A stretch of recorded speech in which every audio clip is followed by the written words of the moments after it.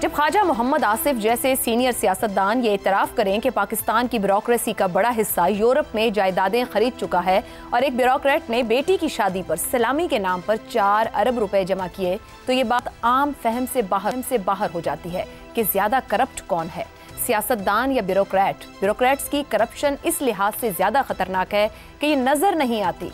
ना मीडिया पर शोर मचता है, ना अदालतों में सियासतदानों की तरह केस बनते हैं, ना नैब की गिरफ्तारियां होती हैं। अगर कहीं छापा पड़ भी जाए तो किसी अफसर के घर से इतनी नकदी निकलती है कि नोट गिनने की मशीनें मंगवानी पड़ती हैं।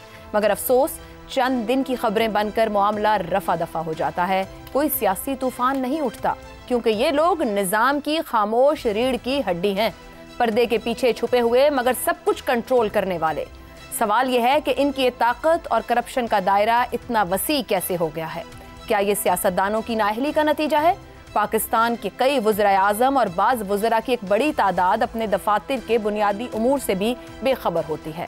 उन्हें महज बयानात देने, तकरीरें झाड़ने और तस्वीरें खिंचवाने की फिक्र होती है, जबकि ब्यूरोक्रेट फाइलों का मालिक और फैसलों का बादशाह होता है।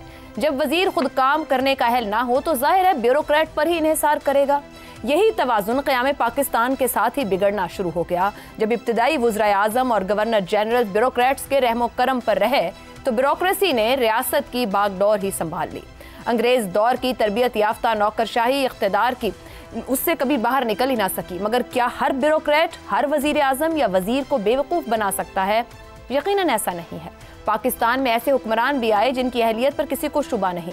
अगर वजीर खुद बाशऊर, दियानतदार और मजबूत आसाब का मालिक हो तो ब्यूरोक्रेसी काबू में रहती है।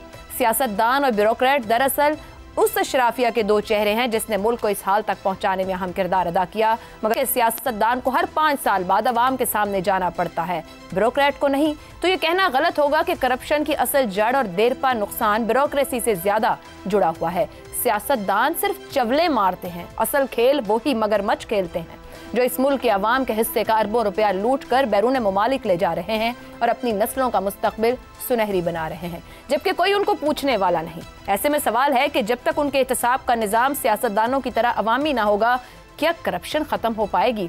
इसी पर गुफ्तगू रहेगी प्रोग्राम के पहले हिस्से में। मेरे साथ हैं ज़ैगम खान, शहजाद चौधरी, हमाद गजनवी और इफ्तिखार अहमद साहेब। प्रोग्राम का सवाल आप सभी के लिए।